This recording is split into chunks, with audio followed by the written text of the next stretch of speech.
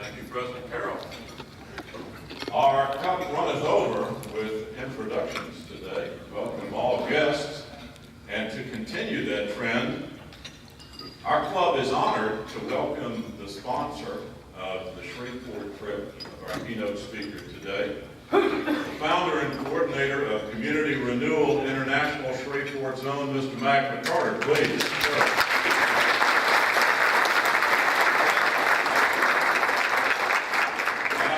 To introduce my personal guest, who happens to be Mr. McCarter's son and my daughter Ariane's assistant soccer coach. Yes, there is a family connection and all these things. Mr. David McCarter. David, please. President Carroll, fellow Rotarians, I know my friend General Pete Cole up here in the dais with me will agree that we are truly honored today to be addressed by one of the greatest of great Americans, Robert C. Bud McFarlane. He graduated from the United States Naval Academy and provided 2 decades of distinguished service to his nation as an officer in the United States Marine Corps. He became the first Marine Corps officer to be appointed as a White House Fellow in 1971. And went on to advise officials at the highest levels of our government on affairs of state, culminating in his service as President Ronald Reagan's National Security Advisor. I refer you to his full bio, printed on your tables, and respectfully offer this personal observation. You see, when Mr. McFarlane was advising presidents in the White House, capital, Washington, D.C., I was a very junior officer assigned to a unit in Europe whose job was to patrol the inter-German border. That would be the border between East Germany and West Germany, the Warsaw Pact and NATO, freedom, and the Iron Curtain. My job specifically was to take large amounts of your jet fuel and turn it into loud noise. But in the process, to avoid confrontation, provocation. As Mr. McFarlane transitioned out of the White House in the later years of the decade of the 1970s and went to serve as a staffer with the Senate Armed Services Committee on Capitol Hill, I noticed as I looked out through the side of my canopy through a 1/4 inch of plexiglass that was my only armor, that I was looking at an ever-growing, ever more confident, and ever more expansive Soviet bear. With the arrival of the new decade and a new president, Mr. McFarlane returned to the White House and advised that president on a strategy that I will summarize in just 3 words: peace through strength. It also included 3 other words: the Strategic Defense Initiative, widely and derisively referred to in many quarters as Star Wars. Well, as the decades wore on and I would return to Germany for very robust training exercises, I soon found myself looking out the front of my canopy now at a Soviet bear in full retreat.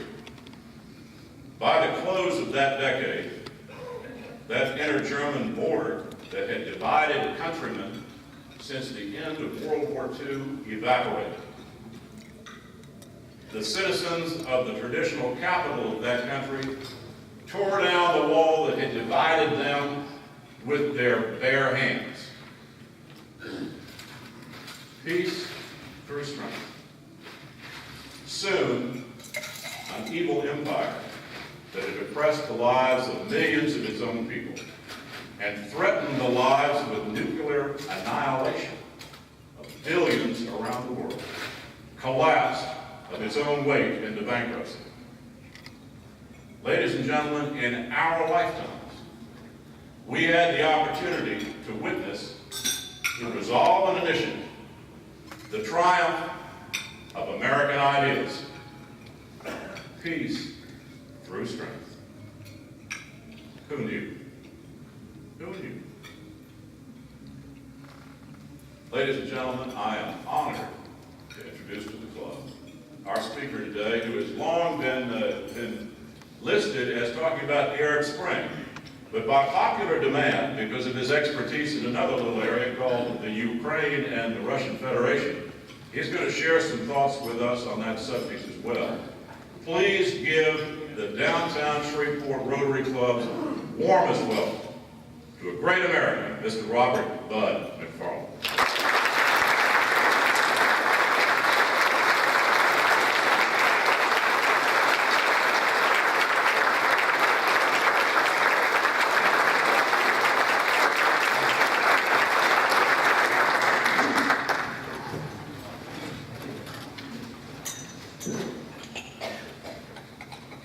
Congressman Cassidy, General Graves, General Cole, I can't tell you how honored I am to be with you here. I mean that. I've come from Washington, not just to get away, but to learn each time, this is the 5th time now in a couple of years, about what you are accomplishing right here in Shreveport. Mac told me not to go on about that, but I will come back to it because community renewal, supported by every one of you here in this audience, has setting a precedent excuse me, for turning around the metrics of dysfunction, things that you have known in the past very well: violent crime, drugs, teenage pregnancies, dropouts, and so forth. And all of those metrics are headed down. Crime by as much as 50%. And I'm here to tell you that isn't happening.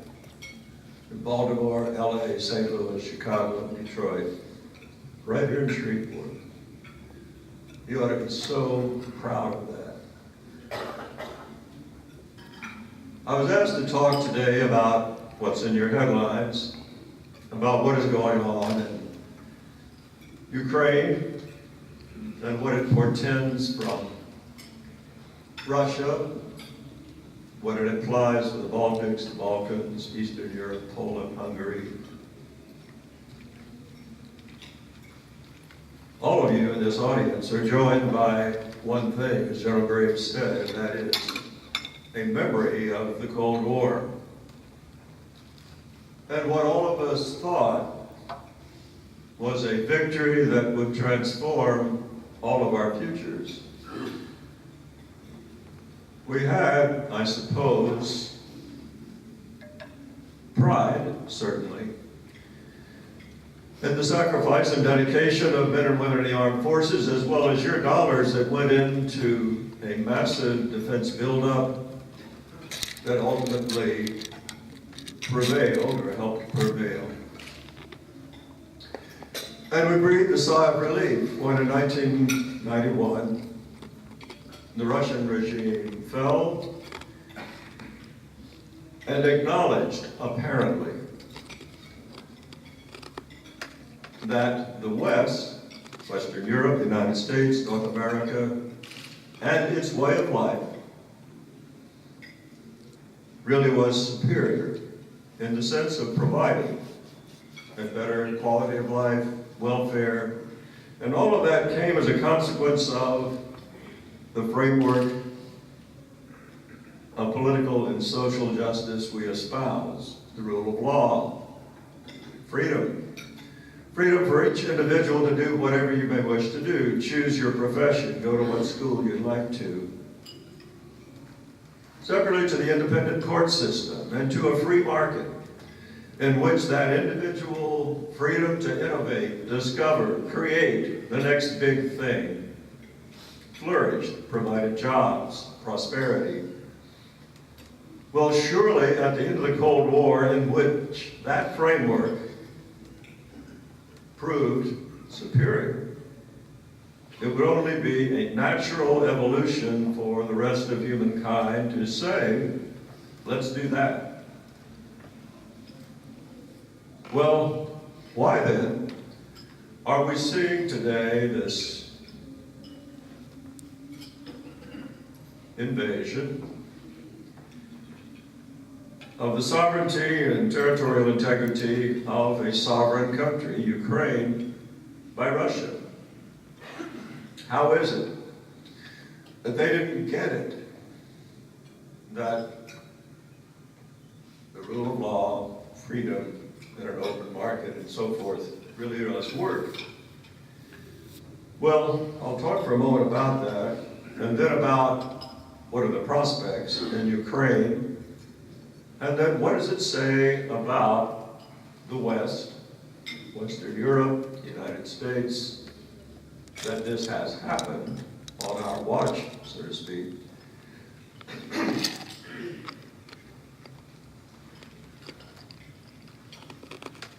And what lies ahead?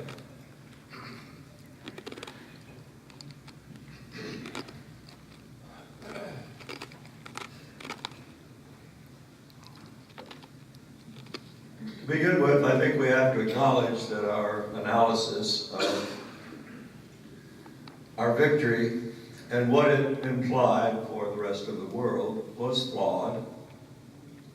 What do I mean by flawed? Why didn't they just do what seemed to be the natural course for them to adopt the same principles of governance and so forth? Well, bear in mind that Russia had no history, no tradition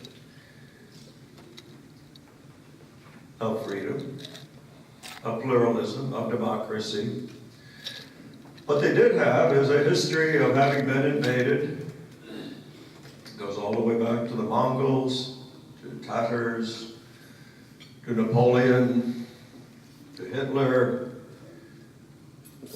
And there is a natural fear, really, that Russia is a vulnerable state. And even though it has expanded in the last 400 years since Catherine the Great by about one Belgium every year, this paranoia, this fear of being invaded is real. It is exaggerated, and obviously it is invalid today. I mean, look around. There really isn't a clear and present threat to Russia for any of its neighbors. One can imagine the day may come when China, needing energy very badly, may find it feasible and in its interest to covet the gas fields, especially in Siberia. But as of now, this rhetoric coming from Putin and from the Kremlin that it is essential that Russia have a border of buffer states to protect it from an invasion is rubbish. It's nonsense. It's imperial ambition, but it is their side of the story for why they've invaded Ukraine, seized Crimea, and tells us something of what we can expect in the weeks, months, and years ahead.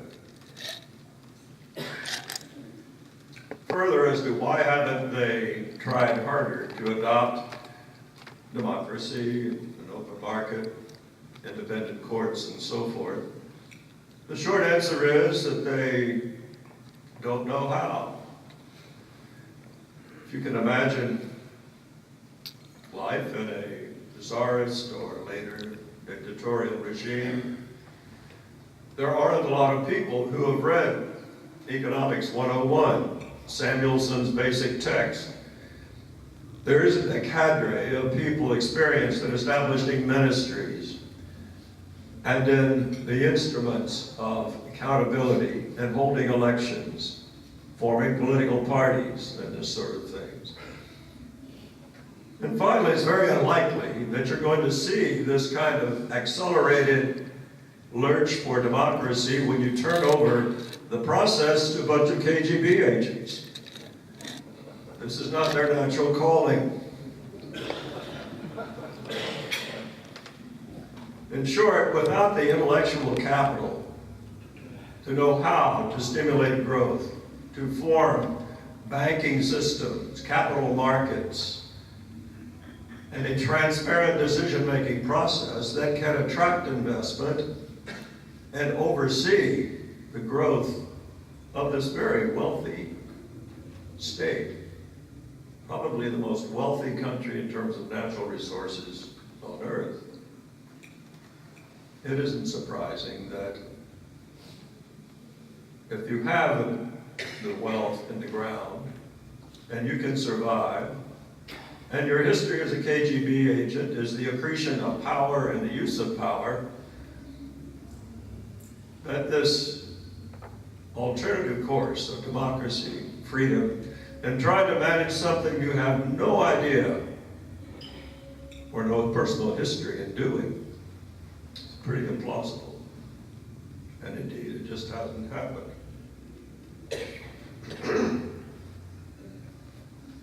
Why is Vladimir Putin behaving the way that he is? Paranoia, one can say, and that's probably valid.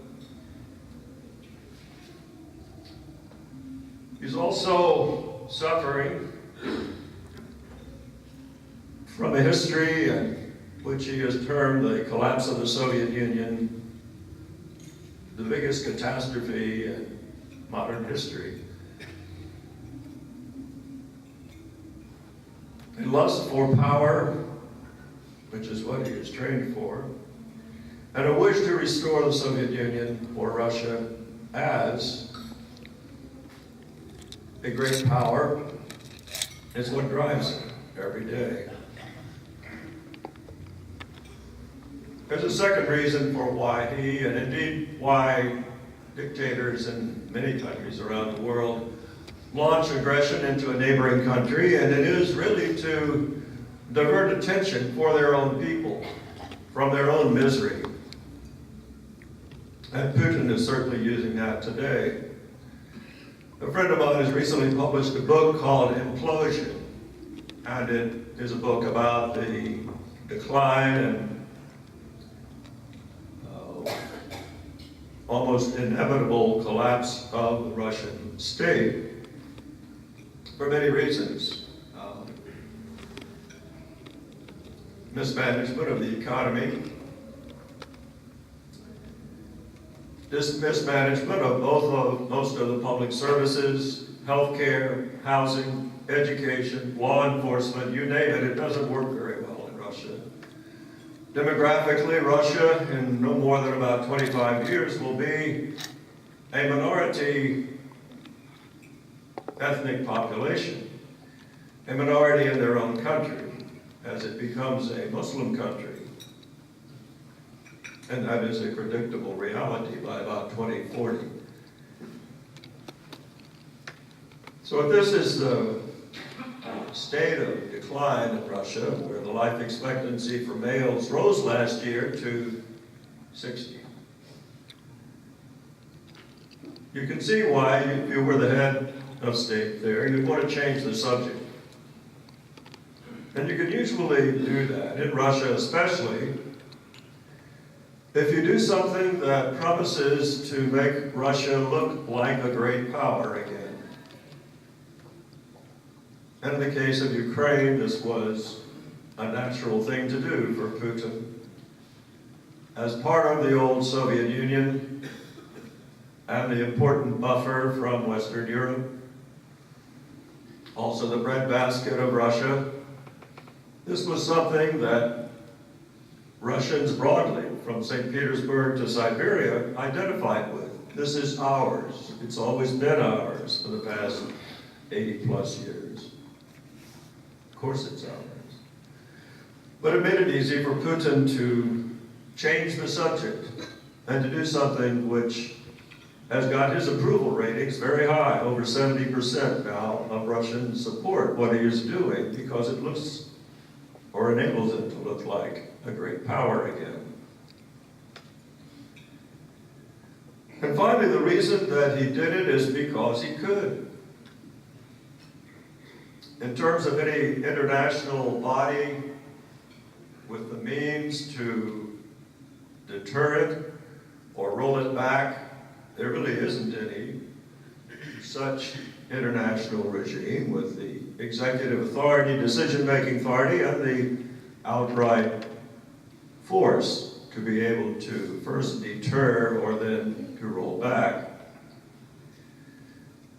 Short of any global executive authority, there was no effective regional body. And that's an important difference from 30 years ago, when the Cold War was still very pinched. And since that time, we've taken a very long peace dividend in the hope that the victory and what it implied and made possible for the rest of the world would happen.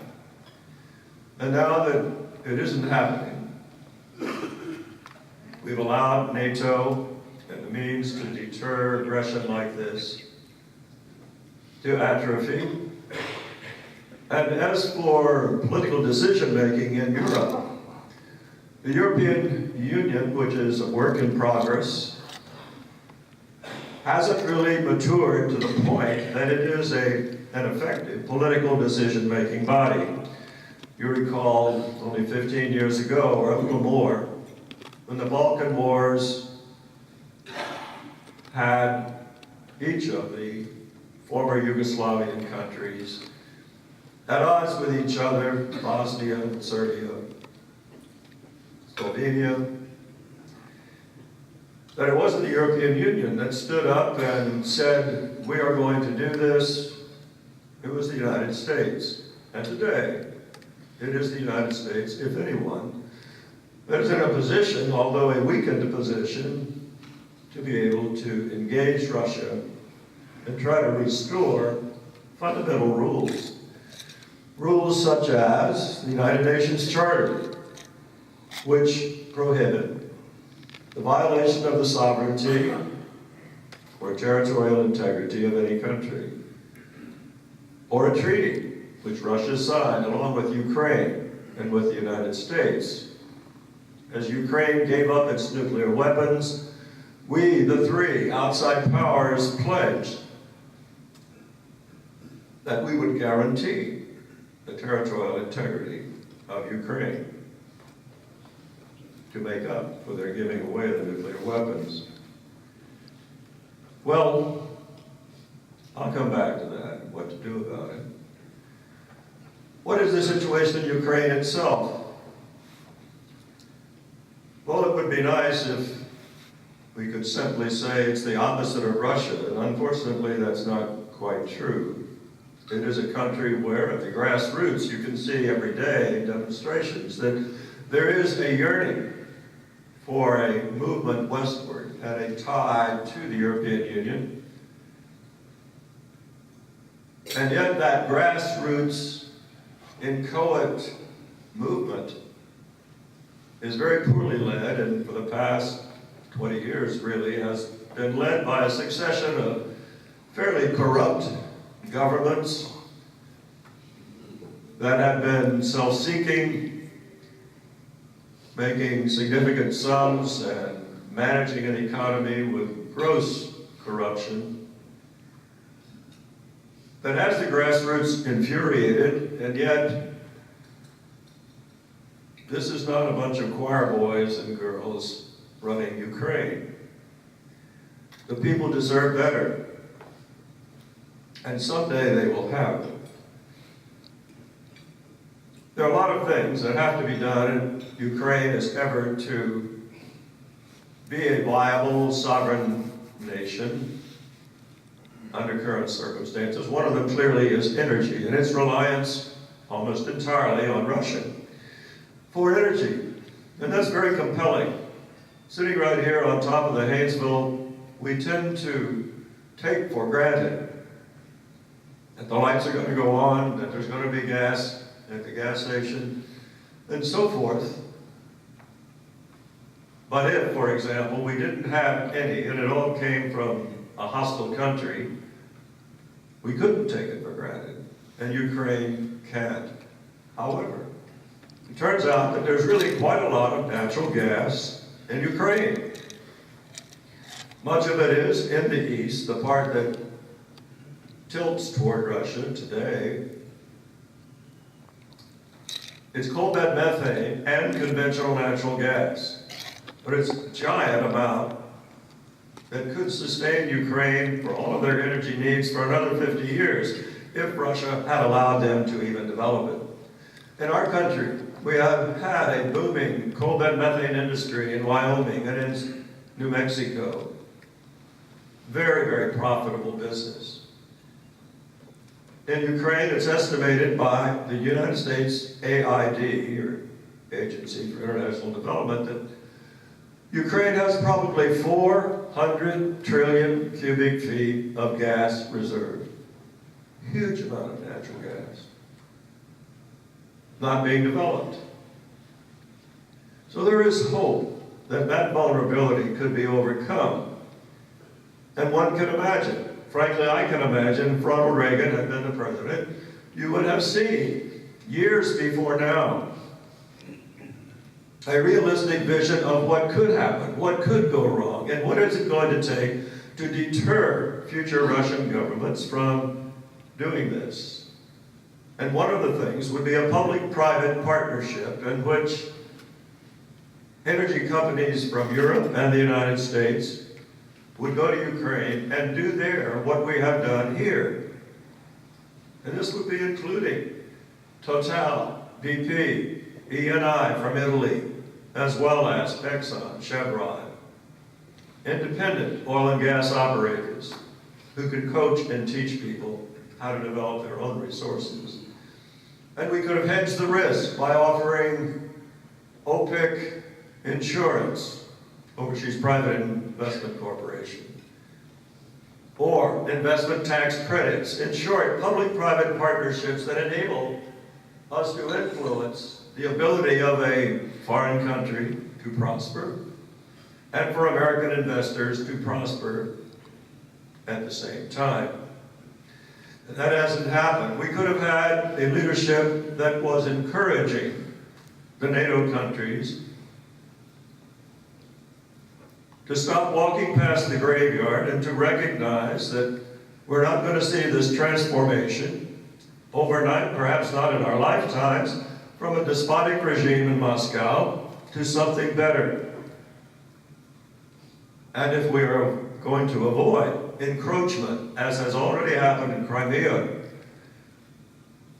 to next taking part of eastern Ukraine, and as that happens, what happens to the solidarity between our country and Poland, Hungary, Romania, Bulgaria, and countries that have been under the yoke of Marxism? All members of NATO now, yes. But how much confidence can they have that when the chips are down, are we going to be there? Well, I don't think that's likely to happen immediately. But I think it is an opportunity for us. Us being the United States, Canada, allies in Europe, to say, look what has happened. And to come together and recognize that it's going to take sacrifice to again establish peace through strength. To restore the foundation of NATO, its ability to deter.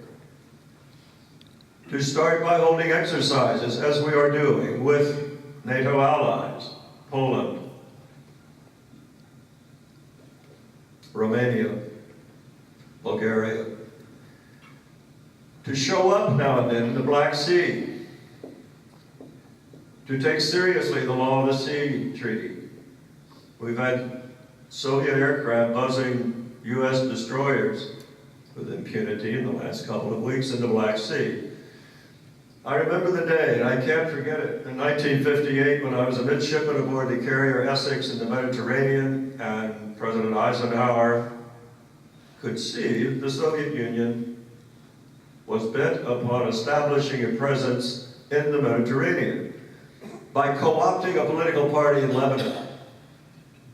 And President Eisenhower could see this for what it was, a strategic move to subvert the government of Lebanon, really, to establish a presence in the Mediterranean, in the southern flank of Europe. And it took him about 24 hours to land the Marines, to move 2 aircraft carriers to the eastern Mediterranean. And I was on the Essex that day and came up on the flight deck. And if you can imagine, A4 airplanes, which didn't have a long range, to be able to have a round-trip mission. And even A1s or ADs, they were called at the time, that were loaded with special weapons, nuclear weapons. This is not something you hear a lot about. But he put them up on the flight deck so that the Soviet trawlers could see. Those are special weapons. President Eisenhower had a sense of strategy and deterrence and what's called escalation dominance and leadership. The ability not to posture unless you can back it up, and to avoid it at all costs if you can, but to be ready. And in peacetime, to call upon the country to make a sacrifice, although it seldom went above 3% of our GDP, because that's what it takes to maintain peace through strength. Well, so we have an agenda. We have to rebuild our defenses, and we have to lead in Europe, to rally the Allies, to point out we are blessed with freedom, with opportunity.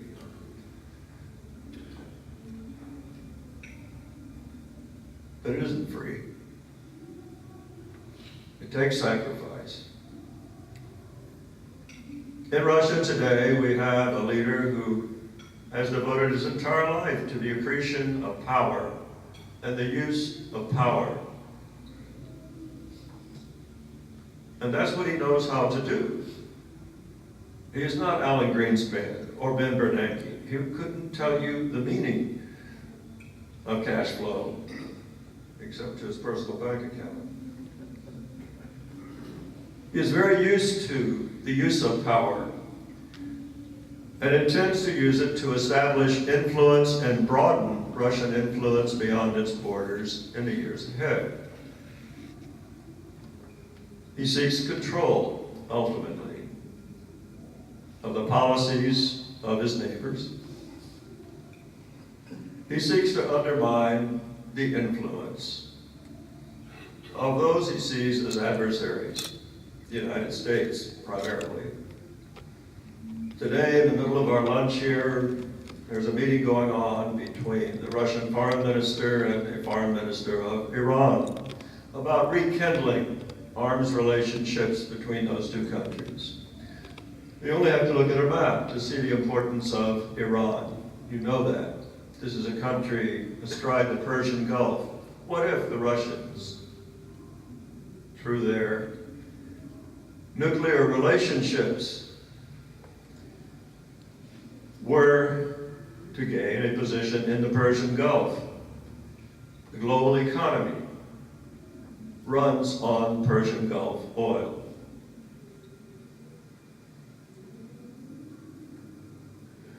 The collapse or interdiction of oil in and out of the Persian Gulf means the collapse of the global economy. We are blessed here of having oil and gas.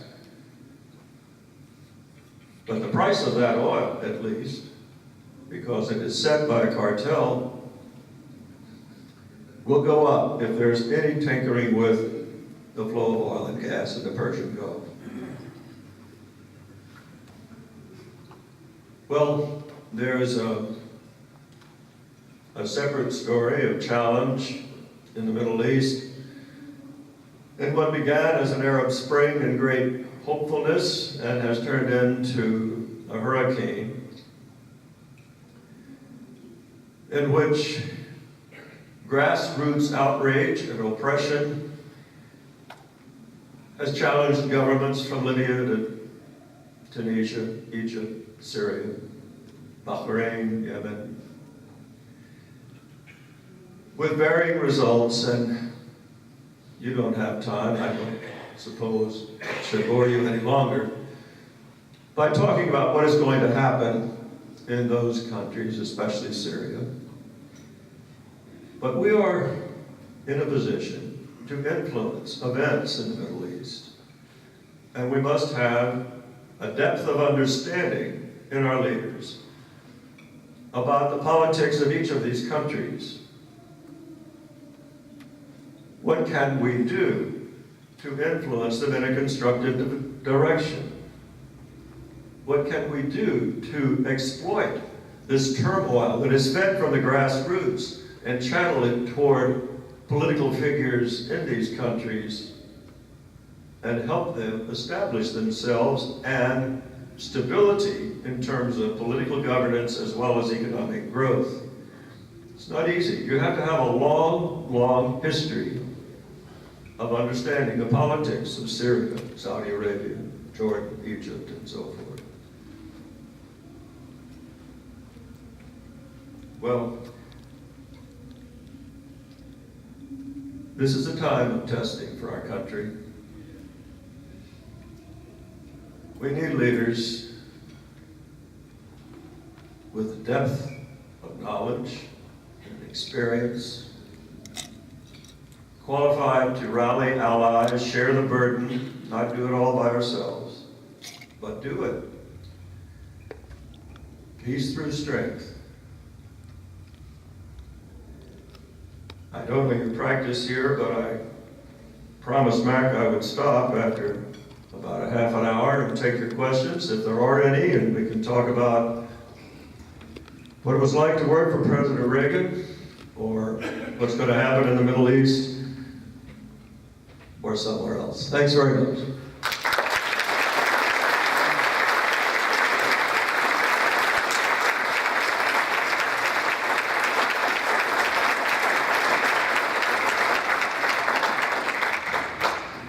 We are up at 1 o'clock, however, we do have this opportunity, so if there are one or two questions, we will indulge a little more time, if you will.